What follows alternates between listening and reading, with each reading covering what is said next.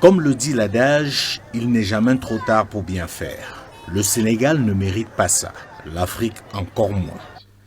Chaque Sénégalais tué lors de ces manifestations sanglantes est une véritable perte pour l'Afrique.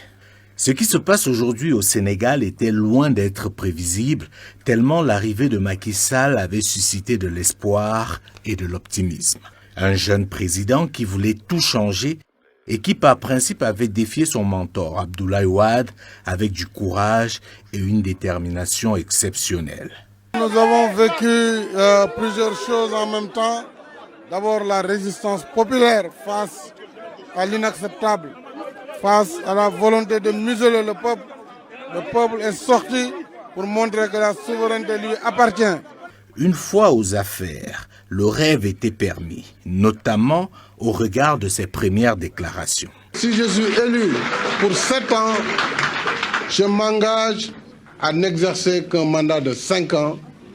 Et cette réforme, qui limitera le nombre de mandats à 2 et la durée à 5 ans, ne pourrait plus faire l'objet de modifications. Près de 2 Sénégalais sur 3 ont choisi d'ouvrir une nouvelle page de notre histoire.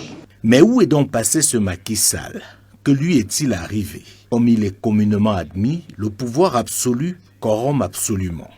Et on serait tenté de penser qu'il existe un mauvais génie dont la mission est de transformer certains dirigeants africains dès qu'ils arrivent au pouvoir, en les rendant totalement amnésiques et hostiles au changement.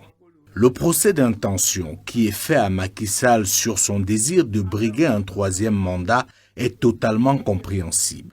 Mais sa décision d'entretenir le flou sur cette situation est inadmissible, surtout en ce moment de forte tension.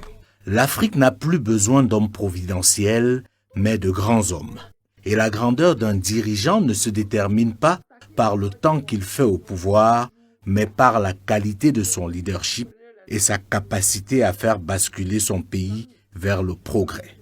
Nelson Mandela aurait pu décider de se faire roi en Afrique du Sud. Mais au final, il n'a fait qu'un seul mandat comme président de ce pays, au grand désarroi de ses partisans qui voulaient le voir empiler.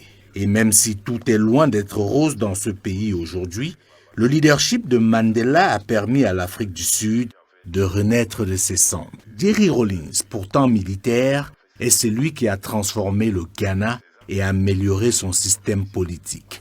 Que dire alors de Seretse Khama, le tout premier président du Botswana, qui a fait de son pays, grâce à la vision qu'il avait, une véritable référence mondiale aujourd'hui. Pour revenir au Sénégal, après la dérive d'Abdoulaye Wade, qui a voulu à un moment donné s'éterniser au pouvoir, gâchant ainsi sa sortie, pourtant son passage pouvait, au regard de l'évolution du Sénégal, être jugé de satisfaisant, Macky Sall avait tout pour devenir ce leader historique qui devait faire passer le Sénégal dans une autre dimension. Car, il faut le dire, en presque 10 ans à la tête du Sénégal, il a travaillé et ses réalisations sont palpables. Mais au regard de ce qui se passe aujourd'hui, on est obligé de dire quel gâchis. Un gâchis qui nous rappelle fortement celui d'Alpha Condé, qui avait énormément travaillé à remettre son pays sur les rails et a gâché sa sortie par l'obtention d'un 3e mandat qui entraînera sa chute. À un moment donné, il faut savoir partir et faire preuve de grandeur. Le fait de se croire indispensable conduit forcément à la dérive. Faire autant reculer le Sénégal est une faute grave et même une haute trahison. Un véritable leader analyse les rapports de force, détermine l'opportunité de ses actions et mesure les risques avant de prendre une décision. Il n'écoute pas seulement son entourage, constitué généralement de laudateurs. Il écoute également ses adversaires et même ses ennemis. Pour ce qui est de Macky Sall, le mal est déjà fait, mais il est encore possible d'éviter le pire. Et pour cela, il va falloir agir, mais vite.